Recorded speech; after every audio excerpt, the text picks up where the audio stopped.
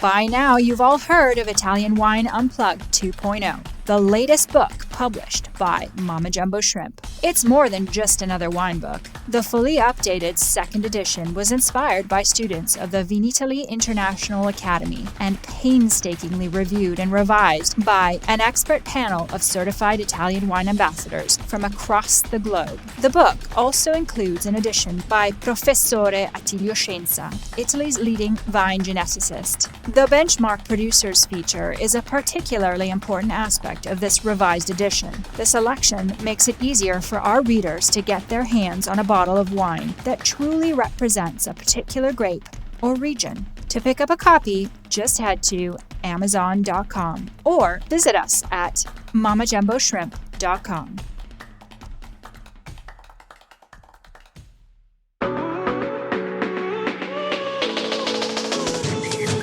Welcome to The Next Generation.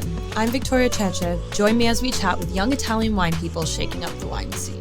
We're going to geek out on a grape or grape fam, then hear about all the wild wine things our guests have been up to, from vineyard experiments to their favorite wine bars.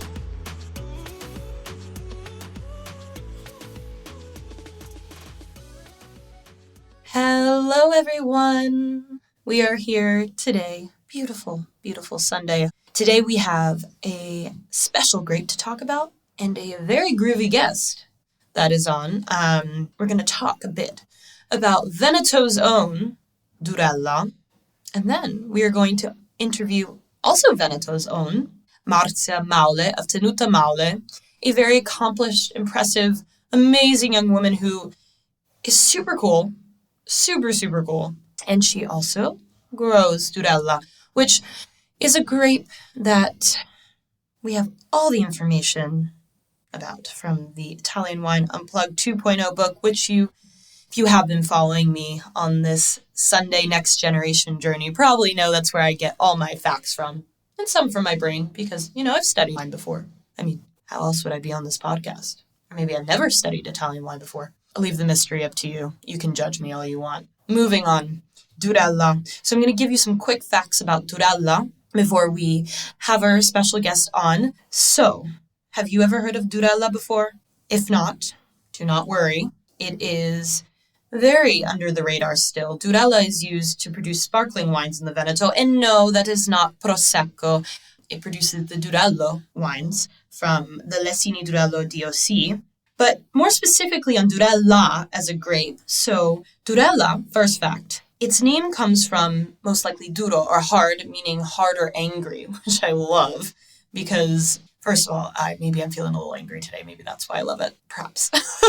But it actually refers more to the tough skin of the grape. So for those with thick skin out there, Durella is for you. Now, it grows in the Veneto, Tuscany, and Lombardy, but it does grow mainly in the Veneto, between Verona and Vicenza, which is also where Marzia's winery is, Tenuta Maula. But you can also find Durella in the northwestern area of Tuscany near Massa Carrara, where it's called Durella Gentile, and like I said before, as well in Lombardy. And when it comes to the DOC, the Lessini Durello DOC, in that blend, it has to be at least 85%. There are producers that use 100% Durella in their wines. In that DOC, again, the DOC being Lessini Durello. All those O's and A's. Don't we love Italian language, folks? I do. Finally, when it comes to the character of Durella, it creates high acid wines. So that's why it's perfect for sparkling. And they're blessed with delicate aromas and flavors. We're talking white flowers, fresh fruits like green apple and lemon. And it can sport some mineral notes as well. That's a little bit about Durella, pretty Durella. And now, let's bring on our special guest today. Say hello to Marzia. Ciao, Marzia. Welcome. Hi. How's it going? How you feeling? I'm feeling good this morning, yeah. Feeling good? How many coffees have you had? 2 only. Two? Oh, wow. And no wine so far. So It's like when you're missing the wine, you feel like a little off. But it's okay. We're close to lunch. I've had a whole mocha pot and I think an espresso or two. So we're good. So where are you visiting us from today? So I come from Selva di Montebello, which is in between Verona and Vicenza. It's right at the border of the two provinces. And the area is Gambellara area for wine and also Lessini Durello area. It's really nice hidden treasure. Oh, that's beautiful. Did you grow up there? Yeah, yeah. Oh, that's beautiful. I'm local. You're a Actually, my family is dated to be there like since the 14th century. There are traces of my family there. Wow. Yeah. So have you ever like followed the lineage to see? It's a project I have in my bucket list, you know. Yes, it's on the list of all the things she does already. Marzia does so much. She's only 29, and so you are a sommelier. Yeah. A sommelier. I can't even disregard my American accent. An oenologist. You run a winery. Yeah. She is a wife. She is married. She's living the married life. Do you have a dog? Yeah, and two Oh my cats. God. And 2 cats. Yeah. So you're a dog mom, a cat mom. Yeah. Anything else I'm missing? If you want, we can keep going. She's Maybe like, it's I have a better list of to. titles. You're a science woman. That's what you're saying. She is a proud wine engineer, science woman. Yeah, that comes with the oenologist. So Yeah. I mean, that's true. That is true. I kind of like the science woman, the wine science woman title better. It's more empowering. Like, I feel like you should have a superhero. You should have a comic book. You should. Yes. I take note and like put it in my ideas book, and then maybe we'll develop on that. Here to save the fermentation. Oh my gosh. So, how do you balance all these things? What's the life of Marzia? No, I don't know. If you ask me for a typical day, I cannot describe it. It changes every day. Like one day I can be in the vineyard, another one I can be in the winery or taking care of some clients coming or going to a fair or I don't know. I'm here. So it can be different. It can be, that's nice. I really like that side of my job to be, having every day something different. And so yeah. So what was today's difference besides coming here to talk to me? Oh, actually, our winery is renovating, so I'm also taking care of the decoration. So yeah, we are building it, and we are also. We just set a day for the opening of the new winery. And yeah, so there's also this side. It's quite fun, I have to say. So there are going to be also cool events hosted there. And yeah, besides making wine and all the rest, but also the events. What kind of events? Oh, like you can have from small weddings to parties or, company. Oh, like private events. Yeah. Okay. But also we can organize some tasting with local producers, and yeah, that could be fun too. Sorry, I don't know. I heard events, and maybe because I've been fiending to go to a concert, I was thinking like there's going to be like these big music events. No, I'm kidding. You're kidding, but yesterday I had a call from a friend that told me he wants to bring some cool artists for the opening and make like a little concert. Yeah, that's... Beautiful. That would be so fun. Yeah. Oh my gosh. And so the name of the winery, if you didn't read the title, Tenuta Maula. Yeah. And you produce, which is the best thing for parties, sparkling wines, amongst other wines, of course. And I wanted to ask something because I feel like, of course, you produce Prosecco, but no one really talks about Durella as much. Yeah, but I think it's the future. Prosecco, we produce it because, of course, we're still in the area and it's still a popular wine, but we are putting our focus on more local varieties, so Durello, which is a very, let's say, character variety. I don't know how, like, very strong variety, like a lot of acidity, thick skin of the berries. And the wine that we can produce with it, it's just amazing. It's a very acid sparkling wine that it's perfect. And I prefer it to Prosecco, if I can say. No, you have to be honest. I mean, everyone's, I mean, we don't need to hate on Prosecco here. That's not why I'm here. But I think Durello offers an opportunity to, like, experiment outside of that world, especially because it's from the same region, and it's slowly but surely getting more thought and attention. I haven't tried your Durello, obviously, because you didn't bring me a bottle. I'm so sorry. I'm not going to I make told you you, feel bad. I make it up when you come to visit I us. know. I'm going to go and just drink all the bottles on your terrace, and you're going to be like, hello? I'm going to be like, I'm over here. With the sunset, Oh my and gosh. some music. You're going to have to kick me out. She lives here now. So back to you as a wine science woman, or enologist to be formal. So I know that you have feelings about the natural wine movement. What is wine a natural product? And you being a young person in Italian wine, because as we know, we're in the midst of a big movement amongst young Italians in the natural wine scene. What are your thoughts on that? I know that's a very controversial and a big question, but yeah, but let's take what also our Attilio Scienza says that about wine. Is it really a natural product? Because sometimes we think, we have this image of the vineyard, such a beautiful, scene. It's such a, a product from the earth, and then becomes such a nice thing in your glass. But what is natural about it? I mean, as Attilio Scienza was saying, from how we select the varieties and how we plant them, that's already not natural, because naturally vines would be growing among other trees. There wouldn't be vineyards like we know them today.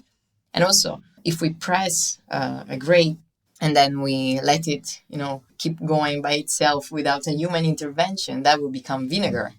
So is it really wine a natural product, or is more artificial product without a bad, accent on that? So for me, it's a bit controversial argument now, and many people are maybe using it in a wrong way, I would say, even if it's a really nice concept. I mean, everything's romantic, and then especially when it's Italian wine, it's like so easy to sprinkle that extra bit of ooh and ah over things.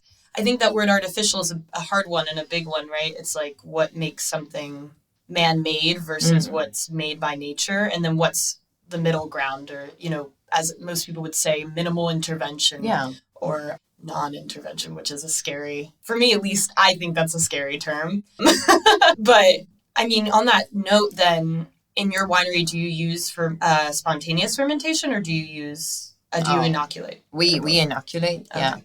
We try to actually find the best yeast that would allow to get the best out of a my grape variety, for example. Or now, actually, I'm going to experiment from this vintage. I'm going to experiment sequential inoculation. So basically, you're going to use different kind of yeast. So it's, usually you use Saccharomyces cerevisiae, let's say, and I'm going to try to use also non-Saccharomyces cerevisiae before and after. So you actually use less sulfites. You can get more aromas from your grape, and I think that's the best way to get out the most of your terroir and your grape variety. Because if you, for example, let's say you do a spontaneous fermentation, not controlling it or not having a lot of intervention, you might risk to have some flows in your wine. And when you have a flow, you cover all the terroir. Mm-hmm. So what is left of the terroir when you work in this way? So it's a bit... it's a big conversation. Yeah, it is. It's a big one, and especially when you put all the blood, sweat, and tears into the vineyards, to really make these grape babies shine and whatnot. I know this is like a giant argument. I probably have to invite you back to talk about this alone, because not that I don't want to continue on this, but it's just there's so much to dive into, and especially with your background. And I mean, you're speaking. You have so much experience at such a young age. It's so impressive. But on that note, how did this whole thing start with you in Tenuta Maula and in winemaking? Were you one of those 5-year-olds that knew they were going to be a winemaker, and your parents were like, well... Actually, no, not at all. I mean, we always had vineyards in our family and made wine for friends and family, basically. But we were bringing our grapes to the social cooperative. And actually, I studied languages before studying winemaking, so I have another path of studies. But after my degree, after a couple of years, I started to understand that I wanted actually to work in the wine business. And my father he had always had the dream to have his own winery. We already had the vineyard, but he was doing another job. And then he had the possibility to actually invest and make a winery. And so I decided to go back to university and study wine engineering and at the same time making together the winery. And that's how our project started. Are you enjoying this podcast? Don't forget to visit our YouTube channel, Mama Jumbo Shrimp, for fascinating videos covering Stevie Kim and her travels across Italy and beyond, meeting winemakers, eating local food, and taking in the scenery. Now back to the show.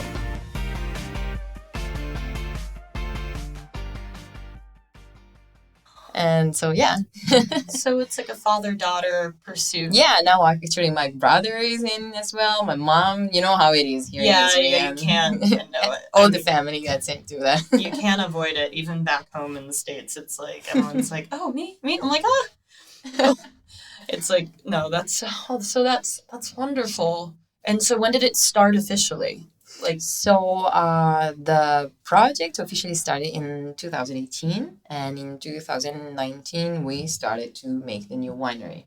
Before we were making wine in our, the garage of the family, but last year was the first official year that we produced actually in the new part of the renovated winery, and it was very cool, I have to say. That's awesome. I mean, you should keep with the garage winery, though. Because everyone loves a garage winery nowadays. Like, you make a museum. Exactly. And they're like, you make wine in a trash can? That's so cool. Oh my gosh. And is your husband involved in the winery as well? No, he works in roller coaster business. Wait. He works in the roller coaster business? Are you being serious? Mm-hmm. Yeah. What is he, an engineer? Or? He's an engineer as well. Yeah, but he sells roller coasters basically. Yeah, here in Vicenza area we have one of the biggest companies for roller coasters in the world, and yeah. The Veneto never ceases to surprise me with the random industries that are here. Like the roller coaster industry. Is this like mostly sold to this? In Italy, or is it international? No, like Disney level, Coney Island level. Wait. So, I think I've told you I'm from New Jersey. I lived in New York a while. So, well, first of all, the Coney Island roller coasters are not something to talk about. Those things are dangerous. But we can talk about Disney. So if they're going to use anything for marketing, it's not Coney Island. Because those things have killed people. Disney, not so much. I'm sure there's different tiers of what they buy. Yeah. Probably. I don't different. Know. Yeah. That's another moment. That's another topic. But speaking of, okay, I'm so don't mean to go off this, but again, as everyone knows from my podcast, I lurk everyone's Instagram a little too seriously. So Marzia's married. It's very cute. And because it's the month of love, I just want to know, how did you meet your husband? You're going to laugh right now. Oh, I'm already laughing. Let me put my cheeks down. Well, we actually met on Tinder. Yes! I love that you were so honest. Most people are like, we met at a bar, and I'm like, well, how did you get to the bar? I'm so proud of my husband that I have no shame in telling that, He's actually Belgian. But I didn't expand my Tinder until Belgium, the one at the time. he was actually living here in Veneto in another cool company that was making racing cars. And when he was here, I actually before I used to live a bit everywhere. I lived in Spain, I lived in Rome, and I lived in Conegliano Valdobbiadene. Everyone's favorite word. And when I came back, I said let's go, let's use it, and let's give it a try. And then we actually met, and he decided after to stay here because, of course, he loved so much pizza, and now we are happily married for now. Yeah. Oh, how long have you guys been together? 5 years. Yeah. Wow. And does Mr. Roller Coaster Race Car, does he have a name? Yeah, Charles. What? Charles is like Charles, but in French way. Charles. Yeah. Okay. Charles. Charles. Yeah. In Italy is Carlo or Carletto, Carlo. usually for friends. Yeah. What does he go by? Does he prefer in Italy? Does he go by Carlo? Whatever. He is used to all of the names, But what's the name he tries first? Does he say Charles or does he? It depends. It depends from the nationality of his interlocutor. Yeah, the person he's speaking to, and he decides then how to introduce himself. Oh, that's so lovely. For the local pizzeria is Carlo, though. Oh, yeah, of course. Pizzeria. I mean, do you have a good pizzeria in the Veneto that you like? Oh, yeah. Oh, really? Right by my house. So Can I have the secrets? Because I'm going to write this down. It's a family from Naples, so they're really good at it. Yeah. Do you want the name? I actually want the name. Yeah, and I want to tell everyone it's called the name. Blue Star. Wait, Yeah. okay, so it's English. Blue Star. Yeah, when you come to visit my winery, after we go have a pizza there, so let's combine the things. I am sold. I was already sold to come to your winery, but now I'm really sold. And what's your favorite pizza there? So lately, I've become simpler and simpler because I actually prefer marinara right now. I used to like a very, elaborate pizza. But the more I kept going, the more I understood that if the pizzeria is really good, the best pizza is the marinara. It's so simple and you can actually really enjoy the ingredients and, so, yeah. No, that's the right answer because I was about to say, I wouldn't expect you to name a pizza with 1 million ingredients because you're not my kind, you're not American. No, the best. I always say if you go to a pizzeria, you have to have a marinara or a margarita because that's the base, the test pizza. Yeah, exactly. If they can't make a good marinara or margarita, it's nope, you're done. Sorry.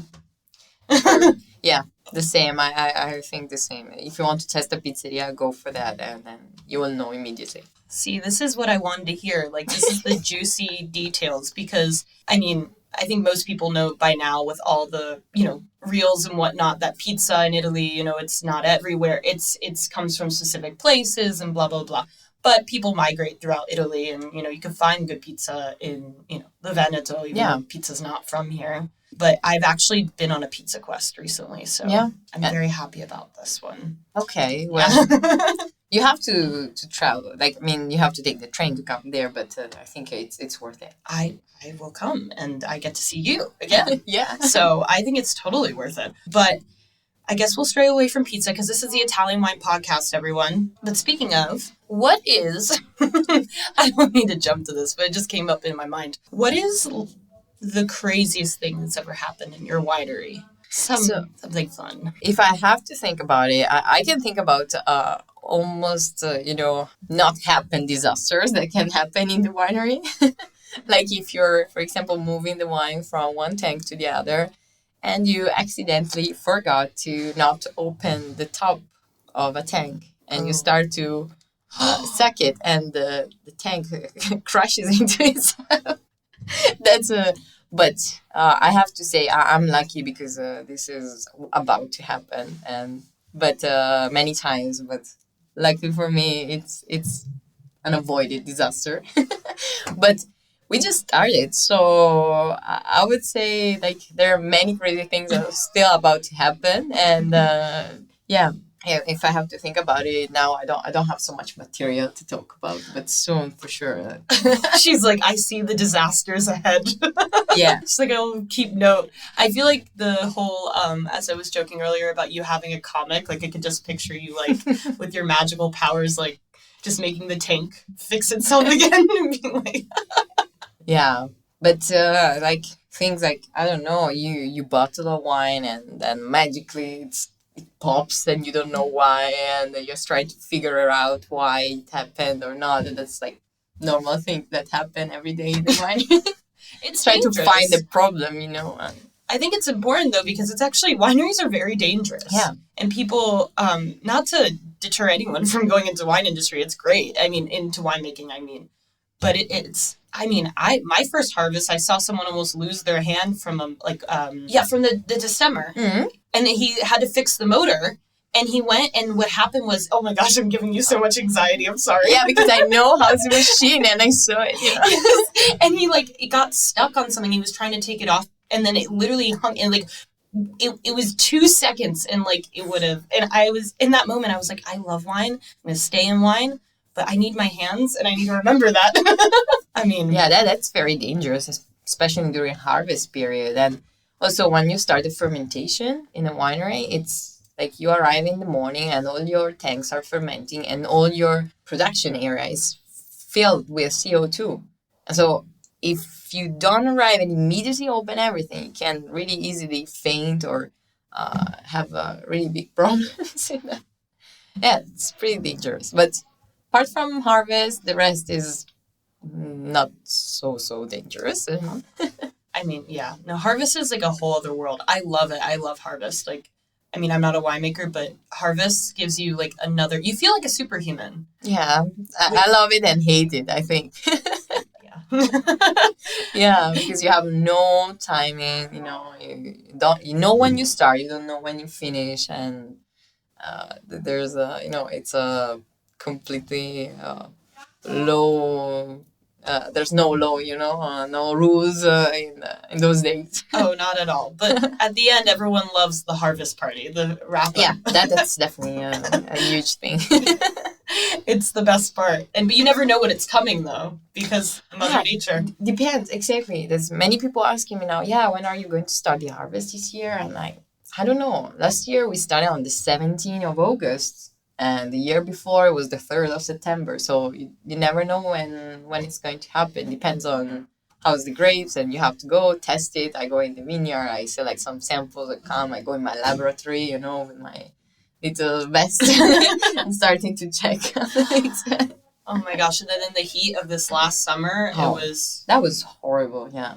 I remember I was in swimsuit at the end of the day washing the boxes of the harvest. My God. That was impossible. At least I was standing a bit, I know. No, it was, I think my friend has a crazy story where she was in Rome and she needs AC all the time. She lives in Florida. So in America, there's insane AC in the summer. Anyway, she was outside of the Rinascente and someone asked her a question and her flip-flop melted into the pavement.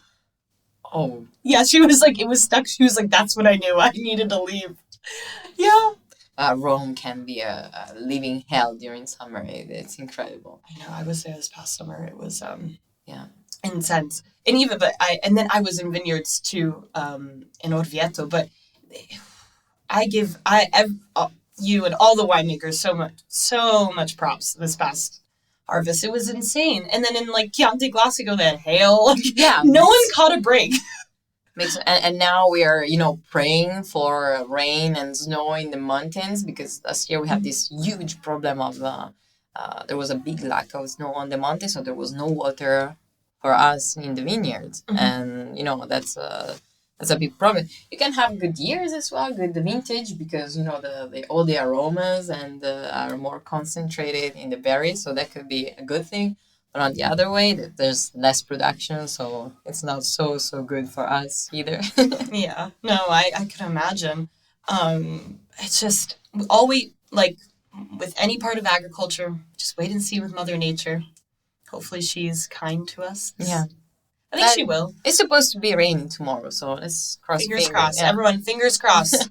Well, we're winding down now to the end of the podcast, and I want to finish up with a very, very super important question. Think about this. What is your favorite song, album, or artist to play in your winery when you're working? You can name more than... I'll give you 3, maybe. So, I'm a podcast fan. Oh! So, I usually listen to podcasts, but I have to say sometimes there's way too much noise to listen to anything, especially while working.